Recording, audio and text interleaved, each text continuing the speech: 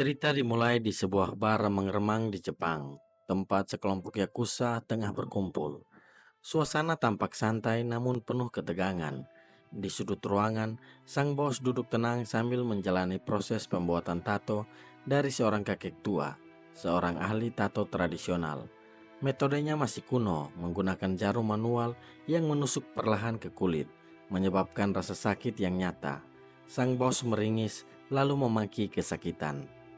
Beberapa saat kemudian, seorang anggota Yakuza datang membawa sebuah amplop. Isinya bukan uang, bukan dokumen, melainkan pasir hitam. Seketika wajah si kakek berubah pucat. Tangannya gemetar, matanya menatap nanar pada isi amplop itu. Ia seperti melihat hantu dari masa lalu. Dengan suara lirih, ia berkata bahwa 10 tahun lalu, ia pernah mengalami kejadian yang persis sama, sebuah amplop berisi pasir hitam. Namun yang paling membuatnya takut bukanlah amplop itu, melainkan apa yang datang setelahnya. Sosok misterius yang bergerak dalam kegelapan, yang muncul bagaikan bayangan dan menghabisi semua orang dengan cara mengerikan. Dari balik kegelapan, sesosok bayangan melesat cepat. Gerakannya nyaris tak terlihat, tapi hasilnya nyata dan brutal. Dalam hitungan detik, satu persatu anggota Yakuza dibantai dengan kejam. Pedang berkilat di udara, darah mengalir deras. Tak ada yang mampu melawan, bahkan sang bos pun tak luput dari kematian. Si kakek hanya bisa terpaku. Campuran antara rasa takut dan kekaguman memenuhi wajahnya. Malam itu ia sadar bahwa legenda yang selama ini dianggap dongeng ternyata benar adanya. Ninja masih hidup, bukan khayalan, bukan fiksi. Dari titik ini, kisah bergerak mundur menuju asal mula dari teror yang terjadi. Bertahun-tahun sebelumnya, tersembunyi jauh di pegunungan, berdiri sebuah perguruan rahasia, melainkan markas dari organisasi pembunuh bayaran paling berbahaya di dunia, klan Osuno. Dipimpin oleh seorang master kejam bernama Guru Osuno, klan ini telah eksis selama puluhan tahun, menjalankan berbagai kejahatan terorganisir, termasuk menculik anak-anak dari berbagai penjuru dunia untuk dijadikan murid dan calon pembunuh elit. Di antara anak-anak yang baru diculik, datang seorang bocah pendiam bernama Raiso. Tak ada yang tahu siapa dia dan dari mana asalnya. Namun kelak, bocah inilah yang akan mengguncang dunia para pembunuh bayaran dan menjadi pusat dari kisah berdarah yang akan bergulir. Namun di balik kemampuan luar biasa itu, tersembunyi metode pelatihan yang sangat kejam. Guru Osuno mendidik para muridnya dengan cara brutal tanpa belas kasihan. Dan di antara semua anak, Raiso menjadi sasaran utama dari perlakuan paling keras. Entah karena potensi besar yang dimilikinya, atau karena alasan lain yang belum terungkap. Yang jelas, perhatian khusus yang diberikan sang guru bukanlah sebuah kehormatan, melainkan kutukan. Raiso dipaksa menjalani latihan ekstrim yang bahkan melebihi batas kemampuan fisiknya. Sebagai anak kecil, salah satu latihannya adalah berjalan di atas lantai tanpa menimbulkan suara sedikit pun. Ia harus belajar bergerak dalam keheningan mutlak, seolah tubuhnya adalah bayangan. Tapi karena usianya masih terlalu muda, Raiso sering gagal. Setiap kesalahan dibayar mahal. Telapak kakinya dipukul berulang-ulang hingga berdarah sebagai hukuman sekaligus motivasi. Di tengah penderitaan itu, hanya ada satu sosok yang menunjukkan kepedulian padanya. Seorang gadis kecil bernama Kiriko. Ia diam-diam merawat luka Raiso dengan penuh perhatian, berusaha mengurangi rasa sakit yang ditanggungnya. Momen sederhana ini menjadi awal dari kedekatan antara keduanya, ikatan yang tumbuh di antara dinding-dinding dingin penuh penderitaan. Tahun demi tahun berlalu, anak-anak kecil itu tumbuh menjadi remaja tangguh, termasuk Raiso. Pada sesi latihan, Raiso ditantang bertarung oleh murid lain bernama Takeshi, seorang pemuda ambisius yang selalu ingin menjadi yang terbaik, terutama di mata sang guru. Duel berlangsung sengit, namun curang. Takeshi melukai kepala Raiso dengan taktik licik. Alih-alih menunjukkan simpati, Guru Osuno justru menambah penderitaan Raiso.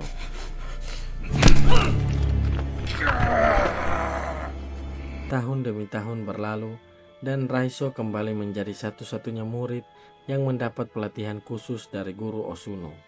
Kali ini pelatihan yang diterimanya jauh lebih ekstrim. Ia harus menutup matanya selama 1 tahun penuh. Tujuannya adalah untuk mempertajam seluruh panca indera lain, terutama pendengaran dan perasaan akan kehadiran musuh di sekitarnya. Tak lama kemudian, giliran Kiriko bertarung. Dengan mudah ia mengalahkan lawannya. Namun, perintah sang guru tidak berhenti di situ. Kiriko diperintahkan untuk melukai lawannya dengan sangat parah, sebagai bentuk ujian kesetiaan. Kiriko menolak. Baginya kekerasan tanpa alasan bukanlah jalan ninja yang sejati. Penolakannya itu dibalas dengan hukuman kejam. Wajahnya ditebas oleh sang guru hingga meninggalkan luka panjang. Tak cukup sampai di situ, ia juga dikurung selama 1 bulan di sel gelap dan pengap.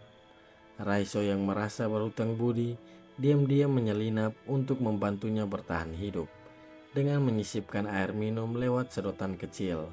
Beberapa waktu kemudian, Kiriko yang sudah tidak tahan lagi memutuskan untuk melarikan diri. Raiso memergokinya dan mencoba mencegahnya.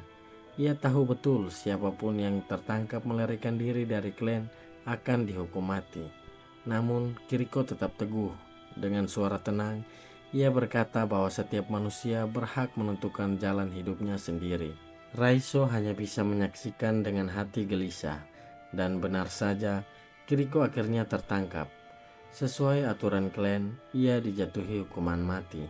Yang membuat semuanya lebih kejam, eksekusi itu dilakukan oleh Takeshi sendiri, murid kesayangan guru Osuno. Raiso menyaksikan semuanya dengan mata kepala sendiri. Amarah, dendam, dan muak terhadap klan Osuno mulai membara dalam dirinya. 7 tahun berlalu, Raiso kini telah tumbuh dewasa. Untuk pertama kalinya, Raiso mendapatkan misi pembunuhan profesional sebagai bagian dari debutnya sebagai ninja. Targetnya, seorang pria dengan ciri khas memakai jam tangan emas. Tanpa ragu, Raiso melaksanakan tugasnya dengan cepat dan bersih. Namun misi selanjutnya mengguncang batinnya. Ia diperintahkan untuk membunuh seorang murid wanita yang mencoba kabur, sama persis seperti yang dulu dilakukan Kiriko. Kenangan lama menyeruak kembali. Luka batin yang belum sembuh terasa menyayat lebih dalam. Dalam peristiwa yang menyusul, guru Osuno menyadari bahwa Raiso telah membangkang. Dalam konfrontasi yang brutal, Raiso meninggalkan tanda perlawanan. Satu tebasan yang melukai wajah sang guru dan membuat salah satu matanya buta. Itu adalah simbol pengkhianatan. Raiso menghilang. Ia memulai hidup baru dengan identitas baru. Ia tak lagi menjadi bagian dari klan. Ia bukan lagi pembunuh bayaran, dan dari sinilah kisah ninja assassin benar-benar dimulai. Cerita berpindah ke Berlin. Di sana kita diperkenalkan kepada seorang agen bernama Mika, sedang menyelidiki laporan mencurigakan tentang aliran dana rahasia milik pemerintah. Dana itu diduga digunakan untuk membiayai sebuah organisasi pembunuh bayaran asal Asia. Dengan informasi itu, Rian menyarankan Mika untuk pergi ke Rusia dan menemui istri dari sang agen yang tewas 2 tahun lalu. Karena kemungkinan besar, ia memiliki petunjuk lanjutan. Tanpa membuang waktu, Mika pun terbang ke Rusia. Ia menemui istri mendiang agen yang menjelaskan bahwa setelah suaminya terlibat dalam penyelidikan ini, kepribadiannya berubah drastis. Ia menjadi sangat paranoid, memasang lampu sorot di setiap sudut rumah, menambahkan kamera CCTV seolah-olah ia terus-menerus dihantui oleh sesuatu dari kegelapan. Dan benar saja, pada malam kematiannya, seluruh lampu tiba-tiba padam. Namun beruntung CCTV tetap merekam sebagian dari apa yang terjadi malam itu. Mika memeriksa rekamannya. Terlihat Raiso sedang bertarung dengan sosok misterius yang tidak tertangkap jelas oleh kamera. Tidak diketahui apakah Raiso adalah pelaku pembunuhan atau justru sedang melawan si pelaku. Namun bagi Mika, satu hal sudah jelas, Raiso adalah kunci untuk mengungkap kebenaran di balik klan Osuno. Sementara itu, Raiso menjalani kehidupan barunya dengan identitas yang disembunyikan. Suatu hari saat berada di tempat pencucian pakaian, ia didekati oleh seorang wanita Jepang yang tampak meminta pertolongan. Berkat pelatihan selama bertahun-tahun, insting Raiso langsung menangkap ada yang tidak beres. Benar saja, wanita itu adalah seorang ninja yang dikirim untuk membunuhnya. Raiso kini tinggal di sebuah apartemen sederhana. Setiap kali pulang dari luar, ia selalu memeriksa seluruh barang dan ruangan, memastikan tak ada penyusup. Saat berlatih, ingatannya kembali pada pelajaran keras dari sang guru, bahwa rasa sakit adalah kelemahan, dan satu-satunya cara untuk mengatasinya adalah dengan mengendalikan sepenuhnya. Meskipun Raiso sangat membenci sang guru, semua ajaran dan pelatihan dari masa lalu masih melekat kuat dalam dirinya. Pelatihan itulah yang membuatnya masih hidup hingga sekarang. Bahkan saat tubuhnya mengalami luka parah dalam insiden terakhir, Raiso mampu menahan dan mengendalikan rasa sakit dengan luar biasa, seolah tubuhnya memiliki kemampuan di luar nalar manusia biasa. Senjata andalan Raiso adalah kusarigama, senjata tradisional Jepang yang terdiri dari rantai panjang dan pisau tajam. Di tangan orang biasa, kusarigama sangat berbahaya. Namun di tangan Raiso, seorang ninja kelas atas, senjata ini menjadi alat pembunuh yang tak terbendung. Raiso sebenarnya memiliki banyak kesempatan untuk melarikan diri sejauh mungkin, bersembunyi di tempat terpencil yang aman. Tetapi kenangan akan Kiriko terus menghantuinya. Kini tujuan Raiso sudah jelas, membalas dendam. Ia tak ingin hanya kabur atau bersembunyi. Ia ingin menghancurkan klan Osuno, dan satu-satunya cara untuk melakukan adalah bekerja sama dengan Mika, agen yang kini berada di jalur yang sama, mengungkap kebusukan klan pembunuh bayaran paling berbahaya di dunia. Sementara Mika sedang berada di kantornya, ia mendapat kunjungan dari seorang utusan pemerintah. Kehadiran sosok misterius ini membuat Mika semakin yakin bahwa penyelidikannya telah menarik perhatian pihak-pihak berpengaruh. Ia segera menemui Rian dan menyampaikan bahwa dugaan mereka selama ini benar. Tidak mungkin pemerintah mengutus seseorang hanya untuk menyelidiki sebuah laporan biasa. Sesampainya di rumah, Mika mendapat informasi dari tetangganya bahwa telah terjadi pemadaman listrik mendadak. Mika pun langsung waspada. Berdasarkan penyelidikannya, pemadaman listrik kerap menjadi tanda awal kemunculan para ninja pembunuh. Kekhawatirannya terbukti saat ia memasuki kamar dan menemukan sebuah amplop kecil berisi pasir hitam, pertanda khas dari klan Osuno. Tiba-tiba muncul sosok Raiso di balik bayangan. Ia ternyata sudah berada di sana selama berjam-jam, diam-diam menjaga Mika. Tujuannya jelas, membantu Mika dalam penyelidikan sekaligus membalas dendam kepada Clem dan sang guru yang telah menghancurkan hidupnya. Kemudian Mika menghubungi Rian dan memberitahunya bahwa ia bersama Raiso. Rian pun segera mengatur lokasi pertemuan. Setibanya di lokasi, Raiso yang memiliki insting tajam langsung mencium niat Rian. Benar saja, ternyata Rian telah menyiapkan rencana sendiri. Ia ingin menangkap Raiso dan menginterogasinya guna menggali informasi tentang klan Osuno. Raiso diborgol di sebuah gedung kosong, dikelilingi lampu sorot agar tak bisa bersembunyi dalam kegelapan. Rian yakin dengan metode ini ia bisa menyelesaikan kasus lebih cepat. Mika yang tak tega melihat Raiso diinterogasi secara paksa, diam-diam mendekatinya dan memberinya air minum. Dalam kesempatan itu, Raiso memperingatkannya bahwa lokasi mereka terlalu terbuka dan mudah dilacak oleh para ninja. Mika pun segera menemui Rian dan menyampaikan kekhawatiran tersebut. Namun Rian dengan penuh kepercayaan diri menyepelekan peringatan itu. Tak butuh waktu lama sampai kekacauan terjadi. Para ninja Osuno muncul dan menyerang pasukan Rian satu persatu dengan brutal. Di tengah pembantaian itu, Mika bergegas melepas ikatan Raiso. Tepat saat seorang ninja masuk ke ruangan, Raiso sudah bebas dan siap bertarung. Rian yang tadinya sangat percaya diri, kini hanya bisa bersembunyi dan menyaksikan anak buahnya tumbang satu persatu.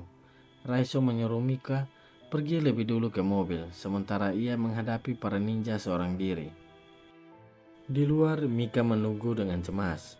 Di dalam, Raiso yang kelelahan memutuskan keluar dari bangunan gelap menuju area terbuka agar bisa bertarung dengan lebih leluasa. Pertarungan pun berlanjut di jalanan terbuka, di mana ninja Osunu yang terbiasa beraksi dalam bayangan harus beradaptasi dengan ruang terang. Namun karena tenaga Raiso sudah terkuras, ia akhirnya kecolongan. Perutnya tertusuk pedang lawan. Saat Takeshi hendak menghabisinya, Rian muncul tepat waktu dan berhasil menyelamatkan Raiso, meski hanya segelintir dari pasukannya yang tersisa. Raiso yang terluka dibawa ke kamar hotel oleh Mika. Di sana, Mika dan Rian membuat keputusan penting. Mereka akan membiarkan Raiso ditangkap oleh ninja Osunu.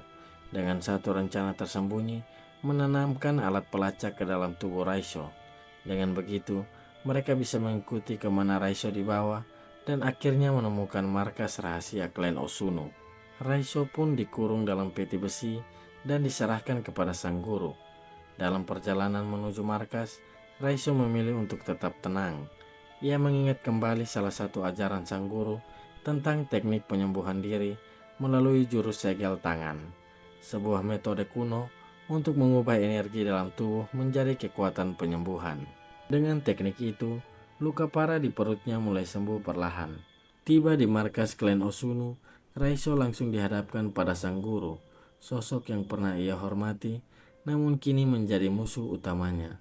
Sang guru yang sudah terlihat rentan namun tetap memancarkan aura mengerikan, menatap Raiso dengan kekecewaan mendalam. Dahulu saat Raiso pertama kali datang ke tempat ini sebagai seorang anak yatim, sang guru melihat potensi besar dalam dirinya. Bahkan ia sempat berharap Raiso akan menjadi penerus kepemimpinan klan Osunu.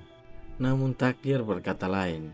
Bagi sang guru, pilihan Raiso untuk membelot adalah sebuah pengkhianatan yang tak termaafkan. Maka hukuman mati pun dijatuhkan di hadapan seluruh murid dan Takeshi sang tangan kanan. Tapi kematian itu tidak akan diberikan secara cepat. Sang guru ingin melihat Raiso menderita. Ia menghantam Raiso dengan teknik yang sangat ia kuasai, jurus pelintir ulu hati. Raiso pun terbatuk keras dan dari mulutnya keluar alat pelacak kecil. Sinyal bagi pihak militer yang sejak awal mengikuti pergerakan klan Osunu. Takeshi menyadari itu, namun sudah terlambat. Pasukan militer bersenjata berat menyerbu markas. Para ninja yang biasanya bergerak dalam gelap tak mampu menghindar dari tembakan peluru. Satu persatu mereka tumbang, membuat pertempuran menjadi kacau. Di tengah kekacauan itu, Raiso yang sudah terbebas memilih untuk maju sendirian. Dengan dua bilah pedang di tangan, ia menyusuri markas dan mencari Takeshi serta sang guru untuk menuntaskan dendam atas kematian Kiriko. Pertarungan dengan Takeshi terjadi dengan brutal dalam jarak dekat. Senjata berkelebat, darah berceceran. Takeshi sempat menggunakan taktik licik dengan mencoba mengacaukan emosi Raiso, mengingatkannya akan kematian Kiriko. Namun itu adalah kesalahan fatal. Amarah Raiso justru meledak dan Takeshi akhirnya tumbang. Kini tinggal satu lawan terakhir, sang guru. Pertarungan puncak dimulai. Sang guru mengeluarkan teknik rahasia pamungkas, jurus ilusi bayangan yang memungkinkan dirinya muncul dan menghilang dalam sekejap. Serangannya cepat, bertubi-tubi, memojokkan Raiso tanpa ampun. Meski Raiso sudah berlatih selama bertahun-tahun, ia tetap tidak sebanding dengan kecepatan dan kekuatan gurunya. Tepat saat Raiso nyaris kehilangan nyawa, Mika muncul dan menyelamatkannya. Namun kebahagiaan itu tidak bertahan lama. Sang guru tiba-tiba muncul dari bayangan dan menusukkan pedang ke dada kiri Mika. Mika pun ambruk. Untuk kedua kalinya, Raiso harus melihat orang yang ia sayangi dibunuh di hadapannya. Amarah dalam diri Raiso pun mencapai puncaknya. Cakra dalam tubuhnya meledak, dan tanpa ia sadari, ia mampu meniru teknik pamungkas gurunya sendiri. Kini Raiso bergerak lebih cepat, lebih kuat, dan lebih ganas dari sebelumnya. Sang guru yang tak pernah terkalahkan, kini mulai ketar-ketir. Ia akhirnya harus menerima kenyataan pahit Murid yang dulu ia bentuk kini telah melampauinya. Dalam pertarungan terakhir yang dahsyat, Raiso berhasil membunuh sang guru, menandai berakhirnya kekuasaan klan Osuno. Namun tak disangka, Mika ternyata masih hidup. Ternyata ia memiliki kondisi langka sejak lahir. Posisi jantungnya berada di sebelah kanan, sehingga tusukan yang seharusnya mematikan malah gagal mengakhiri hidupnya. Dengan semua selesai, Raiso memutuskan untuk meninggalkan dunia ninja. Ia menyadari bahwa kekerasan hanya melahirkan lebih banyak luka. Kini ia memilih jalan baru, sebuah kehidupan yang bebas dari bayang-bayang darah dan dendam. Dalam hidup, kita semua adalah pejuang, tapi tak semua pertempuran harus diselesaikan dengan pedang. Raiso memilih jalannya bukan sebagai mesin pembunuh, tetapi sebagai manusia yang bebas menentukan takdirnya sendiri.